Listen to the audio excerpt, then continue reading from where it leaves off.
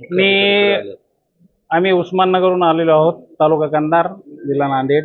आमच्या गावात गेल्या 8 वर्ष झालं ग्रामसेवक मॅडम आमच्या गावची मालकीन व गावचा सातबारा जसं काय स्वतःच आहे म्हणून जसं आपण विकतो ना 1 एकर असलं की 10 गुंठे 20 गुंठे, तसं गावात निधी आलेला निधी 15 वित्त आयोगाचा व कुठलाही निधी असेल बोगस काम करणे. त्याचे मिस्टर गुरुनाथ माने एका शासकीय शाळेवर शिक्षक आहेत आणि गुत्तेदारी करतात. ही ग्रामसेवक मॅडम आहे, तिची प्रशासकीय दुसऱ्या ग्रामसेवकाची 3दा ऑर्डर निघाली. दुसऱ्या ग्रामसेवकाला धमकी देते, तू चार्ज कसा घेतोस येऊन. आता कसं आहे, त्यांची संघटना आहे ग्रामसेवक संघटनेची, अध्यक्षांना सांगल्याशिवाय कोणी चार्ज घेत नाही. मी 3 दिवस झाले गेल्या वेळेस BDO साहेबाला भेटत आहे, त्याच्या संघटनेच्या अध्यक्षाला भेटत. मग आता कुठली ते उडवाउडीचे उत्तर देतात, आमची संघटना आहे, आम्हाला संघटनेच्या विरोधात जाता येत नाही. आता चोंडीची प्रशासकीय ऑर्डर, आमच्या गावाला 3 ग्रामसेवक आहेत, गाव आहे 1 आणि ग्रामसेवक 3, म्हणजे तिघाची 3 ग्रामसेवकाची प्रशासकीय ऑर्डर आहे. म्हणजे इतकं कळस गाठलेला आहे भ्रष्टाचाराचा. आणि कोणाला काय बोललं तर मला पण धमकी आलेल्या आहेत. मी गेल्या बारला निवेदन दिलं होतं, शेकापा जिल्हा अध्यक्ष म्हणून शेतकरी कामगार परिषद, आता बी दिले. तिच्या भावाच्या तिच्या चुलत्याच्या मला धमक्या येत आहेत, ते तंगडे तोडता, तो आमचंच खाऊन आम्हाला. मी श्यामसुंदर शिंदे साहेबासोबत माजी आमदार सोबत होतो तेव्हा मला धमक्या येऊ लागल्या.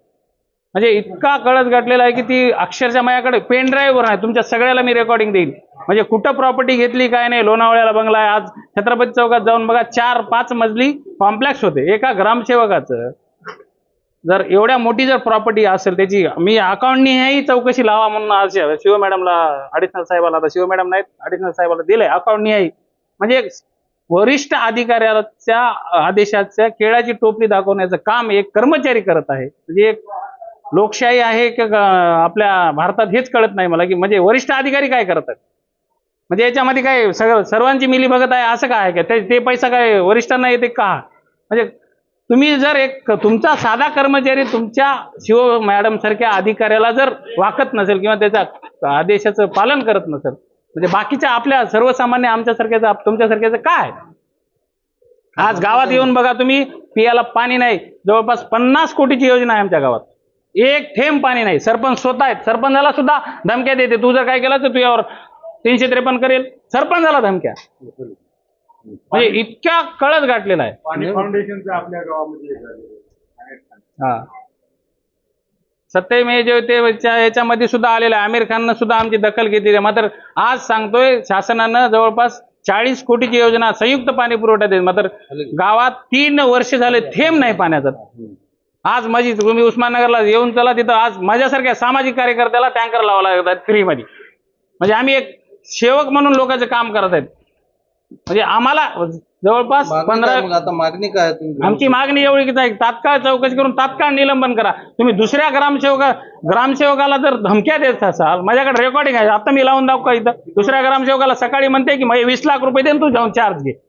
मुख्य अधिकारी यांनी त्यांना पत्र दिलं असेल ना दुसरा ग्रामसेवक आहे ना माझ्याकडे. हो का, तुम्हाला दाखवतो ना. हो का, आदेश का आदेश हो का, आदेश दिलेला आदेश हो का, मी दाखवतो तुम्हाला आदेश. हो का, आदेश कधी निघालाय? 22 ला निघाला, त्याच्यानंतर 24 ला आदेश निघाला.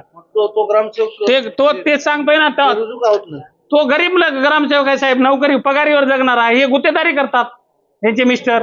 करोडो रुपयाची प्रॉपर्टी आहे, ते कशाला जाईल मला सांगा. मी एक गरीब माणूस आहे, लोकांचा काला खेटू असं आहे ते म्हणते बा आपली नोकरी आहे, उद्या कशाला वांद्यात जावं. किती वर्षापासून आहे? जवळपास 8 वर्ष झालं, 2018 पासून. माझ्याकडे पूर्ण प्रेंड आहे, मी तुम्हाला पूर्ण रेकॉर्डिंग देतो.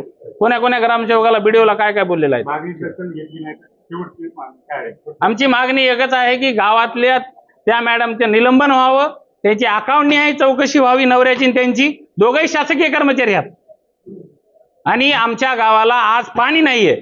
आता जर ह्या 7 दिवसात जर शिव मॅडमनी काही ऍक्शन घेतलं नाही, शिवसाहेबांनी, तर आम्ही इथं घागर मोर्चा पूर्ण गावातल्या महिला आणून इथं बसणार आहे आणि इथंच आंदोलन करणार आहे. आमची मागणी एकच आहे, उन्हाळा आहे, रमजान आहे, एवढा पवित्र महिन्याचा रमजान आहे. गावात जवळपास 30% मुस्लिम समाज आहे, त्यांना पियाला पाणी नाही.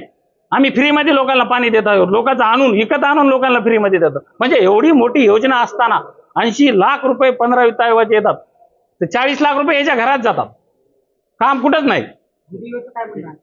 BDO बी असेच काहीतरी BDOला जात असेल ना मलिदा. 40 लाखातले 20 लाख BDO, 10 लाख BDOला जात असतील. आता आपण तर म्हणू शकत नाही. म्हणजे BDOच्या आदेश जेव्हा मानत नाही ग्रामसेवक आणि कारवाई करत नाही BDO, आणि सरपंचाला धमक्या 353च्या. महिला असल्यामुळे काही बोलू शकत नाही. जरी बोललं तर काय होते तुम्हाला माहित आहे. त्याच्यामुळे आम्ही काही करू शकत नाही.